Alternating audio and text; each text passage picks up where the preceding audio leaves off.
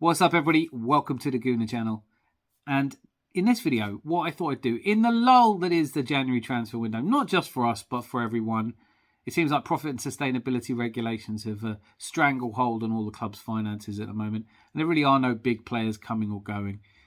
But what I thought I'd do, since everybody has had their opinion about Arteta, and he's come under an increasing amount of flack for not winning the Champions League yet, for not winning the Premier League yet, one of the narratives that I'm seeing more and more of is that he spent 700 million and we're still no better off.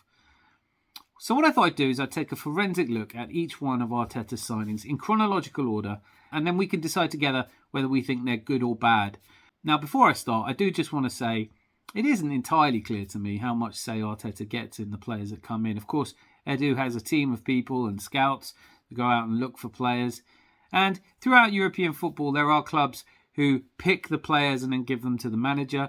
And there are those where the manager has far more control. I think at Manchester United, they have struggled because they've always given their managers more control. But they don't really have a sporting director. They have no overarching vision. At Arsenal, I'm not sure which way round we do it. I'm certain that Arteta does have a huge influence. And if there's any proof of that from this list, I think you could actually start with the first one, and that's Pablo Hernandez. Utility defender, somebody he'd played with at Manchester City, obviously rated quite highly, and was in fact his first signing, bringing him in for 8 million. Now, I don't need to tell you that it wasn't a huge success. It also wasn't a huge outlay. And when you think that he went to Monza last season for 4.1 million, as much as I think that Pablo Hernandez was not a good player for Arsenal and not a good signing, and certainly not the first signing you want your new manager to make, it was a different time at Arsenal. You know, we'd had layoffs of staff members. It really wasn't the amount of money. And so I'm not sure I hate this transfer that much. It could have worked out better than it did. But ultimately, we're looking at a just under £4 million loss on Pablo Hernandez. So I don't think he qualifies as one of the worst transfers of all time by any stretch of the imagination. But we're putting him in the column of not great. The next two are Cedric and Willian. And frankly, they're free transfers. Now, Cedric is still there. And on the salary that he's on, you think you have to say it's a waste of money. He was sold to us very much as a kind of player who could play equally well on the left and right back positions. And it seems like he can, but for all the wrong reasons. And Willian was an expensive transfer in the sense that his wages were sky high. But somehow, and I put a lot of this down to Willian, somehow we were able to get out of that contract and tear it up rather than honour it to its end. So, again, not a huge amount of outlay for a player who had been brilliant at Chelsea. I wasn't so disappointed to see him come in, and I still don't really know why it didn't work for him. I will say that Arteta persisted with him far too long, and I don't think anyone misses Willian. So, as much as you can call a free transfer a bad signing, both of those I think you can. Then there's Runarsson. I'm going to skirt straight past this one. He came in for 2 million. Gave him a try. He was dreadful. He's out on loan now. We should probably recoup most of that 2 million on him. So again, not a huge transfer disaster. This takes us to Gabriel Jesus. Brilliant. Absolutely brilliant. For my money, one of the most underrated centre-backs in the Premier League. Generally speaking, he is one of the first names on a team sheet and a brilliant signing at 26 million. Next up is Thomas Partey. The first big signing of the Arteta regime. Everyone was thrilled when he came in late in the transfer window. It was a surprise and a really pleasant one. Exactly the kind of cultured defensive midfielder that we'd been lacking for so long. We tried so many times to find a player like this. And, well, this season we've had to do without him completely. How different it might have been. People are constantly saying that we've tried to replace Granit Xhaka with Kai Havertz. I think it's quite obvious we've tried to replace Granit Xhaka with Declan Rice. Seeing those two together would be fantastic. Hopefully it happens soon. But Thomas Partey is very much coming to the end of his time at Arsenal. Whatever happens, I don't expect him to stay past summer. And he's had his problems on the pitch and off the pitch and injuries. For a player who was barely ever injured at Atletico Madrid, he has been beset with problems. I still think, despite all that, you have to give it to him as one of the best players in his position in the Premier League. And a great signing. 50 million. You know, when you think what they spent on Casemiro, when you think of what players go for in this position, the Caicedos, this was a good signing. It's a shame it didn't work out more, but I would say about Thomas Partey, from when he joined the team to where we are now, it's been a huge improvement, and a lot of that is down to him. So Thomas Partey, for me, massive success story. Nuno Tavarez. Now, this is one that I think, having watched him play recently for Nottingham Forest, having watched him fail on loan at Marseille, there is speculation that they want to make an offer for him. I hope we get some money for him. But the loan that we did to Nottingham Forest came with a mandatory 14 million buy clause, which, when you think we spent 8 million on him, would mean, if that goes ahead, or if we sell him for anything approaching that, we have made almost double our money on Nuno Tavarez. A player who, let's be honest, when he played for Arsenal at first, didn't look that terrible. Looked like he had loads of enthusiasm, loads of running in him. Looked like a player with promise, but just never delivered. And obviously fell out with Arteta, or seems to have done. But I don't know. But like I said, we most likely turned a profit on him. And in this list, any player that we turned a profit on, I think of as an investment, and therefore not a bad signing. After that, though, Sambi Lokonga. Sambi Lokonga, who has flattered to deceive at best. On loan at Luton, did nothing. He really is looking like a absolute stinker of a signing. 17.5 million. I'm not sure we get all of that back. I'm not sure we could see all of that back. But an unquestionable misstep. Was one that was hugely controversial at the time, seemed to take ages to get done. I'm talking, of course, about Ben White from Brighton. We ended up, now all these prices, by the way, are in euros, because that's how they appear on Transfermarkt, and I haven't been bothered to change them into pounds. But 58.5 million for Ben White. I get it. I get it if you're not a huge Ben White fan. Personally, I think he was one of the best right backs in the country last season. He played really well at centre-back. He's fantastic cover. And he's pretty much one of the first names on the team sheet. Not least because we've got so little cover. But I still think that he has a place in the team for years to come. I don't know how much he divides the Arsenal fan base, but he's certainly not popular outside of Arsenal. And he doesn't really do himself any favours when in interviews he says he doesn't really like football. It's not a good look on a professional footballer. But Ben White, for me, was a landmark signing that everybody knew was a terrible idea, and people have sort of come around to it. And that's the same with the next one on the list, which is Aaron Ramsdale. Ramsdale had been relegated twice. When we signed him for 28 million, everybody and his dog said it was a terrible move. But last season, he was instrumental in getting us Champions League. I know he had his downsides, but over the last 2 seasons, he'd really done enough to cement himself as our number one ahead of Leno. And so that had made controversial the later on signing that we're coming to of David Raya. So I think you'd have to say, given how many people were upset that he lost his place, surely that must count as a good signing. And for 28 million, I think is a bargain. After that, arguably the bargain on this list, Martin Odegaard, our captain, 35 million euros. 35 million euros in today's market is a steal. Whether he goes on to fulfill the potential I think we see in him, play as well as Kevin De Bruyne. Certainly this is a player who was a star at 16, didn't quite make it in the Real Madrid side. Players don't always make it at Real Madrid, but can go on to have great careers elsewhere. And I think Martin Odegaard is somebody who has done as much as anyone last season to really propel us forward. And now we're in the running. We're always talked about in the title challenge. I don't necessarily think we're going to win it this season, but I know we're not out of the running, and we probably won't be for a few months yet. So Martin Odegaard, apart from anything, I love watching him play. I think that he's looked less effective this season, but so has Saka, so has Martinelli.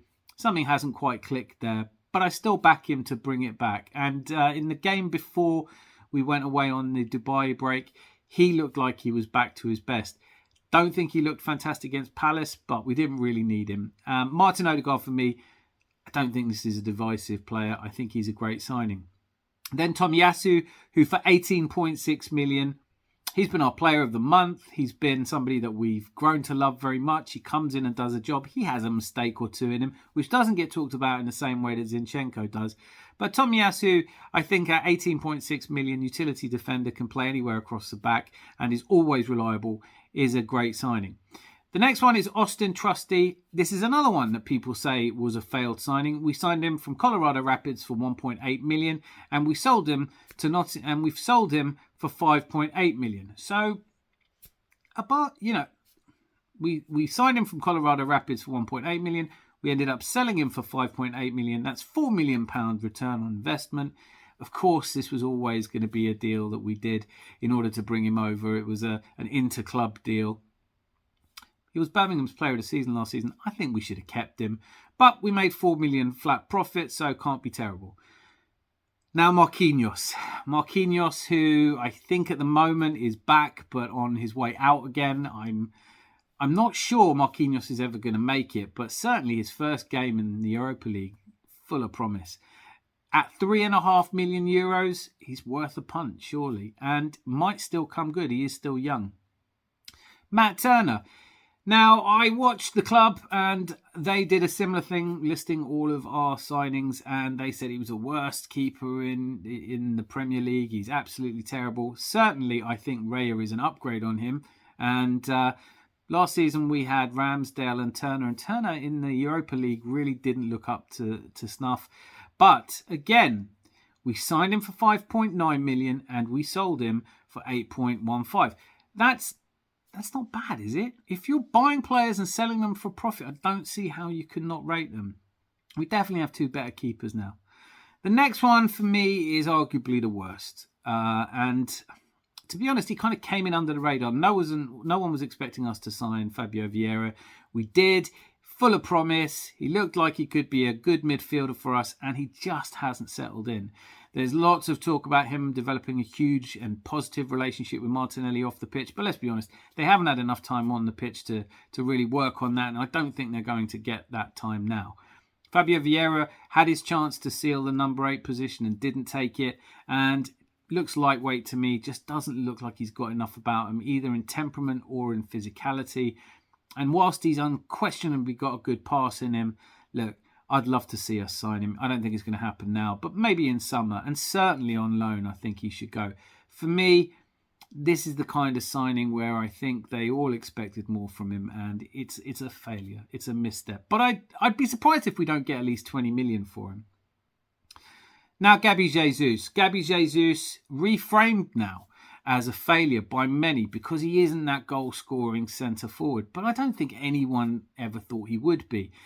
He didn't want to play on the wings at City. He felt like he wasn't going to get the chance. He probably wouldn't have done. In terms of goal contributions in the Premier League, he's 7th of all time. It's not bad. He's won the Premier League. He brings experience. Leaving all that to one side. The fact that he cost 52 million when Højlund cost 75 plus million, I think in euros, it's closer to 90 million. I love watching Gabriel Jesus play. And I don't think you can argue that last season he elevated us. We went from bottling a Champions League place to bottling a Premier League. And if this season we can go one better, then it's a fantastic signing. For me, Gabriel Jesus is a player I was really excited that we were going to sign. He was a profile raiser, and I'm glad he's at the club. Whether he should be playing down the middle or on the sides, or whether we need someone else to come in and assist him in getting goals. Of course, people always talk about the fact he said he's not really a goal-getter.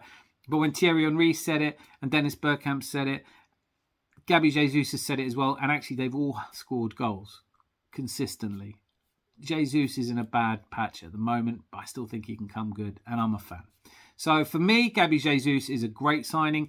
Let me know in the comments if you think I'm completely wrong about this one. After that, of course, is Zenchenko. With Zenchenko, there was a lot of doubt as to whether he was going to play as a fullback, where he'd played at Man City, inverted fullback as we later came to understand it, or in midfield.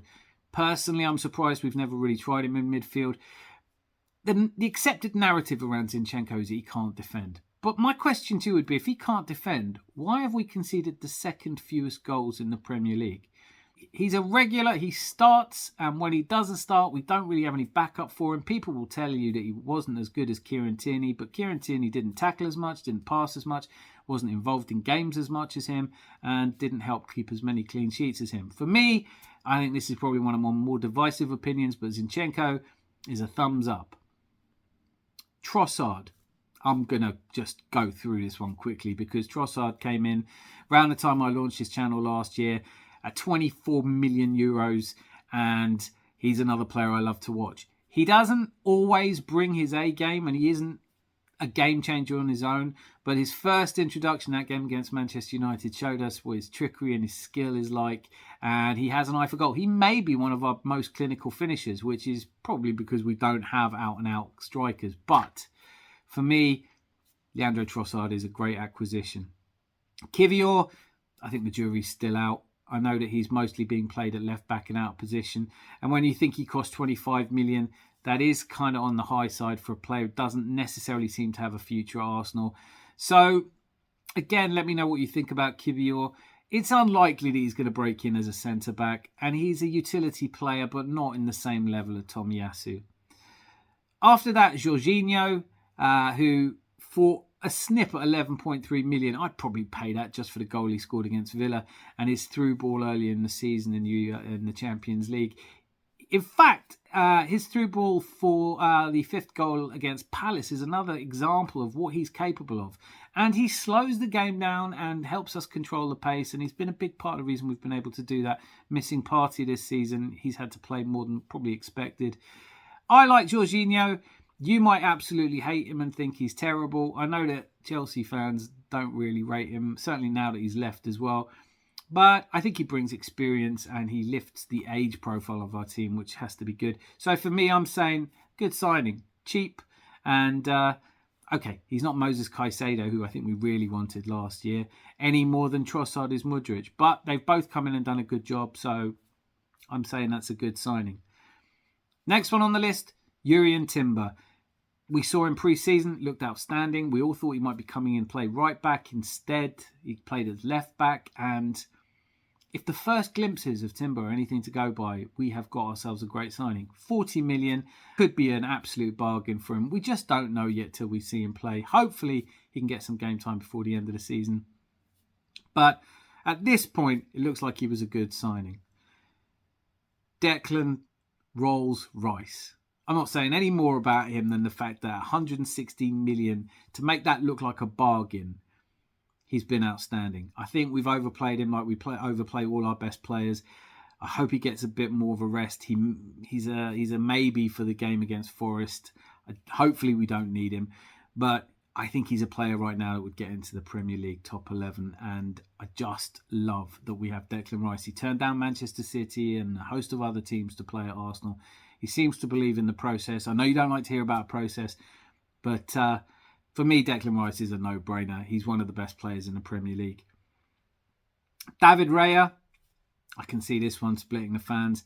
Look, last season he was fantastic. Should we have gone out and created this problem in goalkeepers? Well, I've said this a few times. Roberto De Zerbi doesn't seem to have a problem swapping keepers around. Arteta, it's a huge issue. It's a drop of confidence. But look, it looks like he's brought him in because he sees him as our number one. Inaki Kana, the goalkeeping coach, obviously rates him that highly. His first 6 months hasn't been without problems. And suddenly all these people who thought Ramsdale was a waste of money when we signed him are sure that he should be number one. Personally, I don't see what's wrong with having two good keepers. If it turns out you can't do that, we lose either one, and I don't think there's that much between these two. One of the criticisms, in fact, is that Raya doesn't look that much better than Ramsdale. That just means we have two strong options. I think either of these two would get into most Premier League teams. And finally, I have done a whole show about him. You can just talk about Kai Havertz forever and ever. In the live stream, all four of us agreed on Thursday that even those of us who want to give him a chance and think he's got potential don't think we should have spent 75 million euros on him. And certainly in this transfer window, when it's clear we could do with a couple of defenders, probably buy 3 players for the money we spent on Kai Havertz. But he's another player who's only starting to settle into a new position in a new team. And with all of that baggage that comes from signing Chelsea players, Arsenal fans just don't like signing Chelsea players. Maybe Petr Cech, David Luiz might have started winning people over. But by and large, when we sign someone from Chelsea, it ends up really not working out. So that's the 670 million euros that Arteta or Arsenal have spent. Let me know what you think of this. Let me know if you completely disagree on some of these. Overall, I think that if you look at it, the trend from the early days where there really wasn't much money to now, where we've made it into the Champions League and are starting to spend some of that revenue, Our commercials are improving. Our financial status is improving so that we can compete. I think it looks positive. I do think overall there's one or two in there that were gambles that didn't work out. But that's true of everyone. I'm sure if you go through it forensically, Man City do the same. Calvin Phillips stands out. And I don't think anyone does better than Pep Guardiola at signing players. He really does know his football. But he is the best manager in the world. Let me know, as I said, what you think of this. Tomorrow's game against Forest has the air of a must-win game again because we are clinging on behind Liverpool, who, despite Jurgen Klopp's announcement, I think are going to be there or thereabouts come the end of the season. Anyway, that's been my opinion on Arsenal's transfers. Of course, it's one of the more divisive things. There are no facts here. You know, of course, transfers like this are just opinions. Some of these players you're going to hate that I love, and some that I'm not sure about you're going to rate. I really want to hear from you if you think Fabio Vieira deserves more of a chance. But whatever your opinion, don't hesitate to put it in the comments. Click like and subscribe. And until I see you again, be lucky. Lots of love.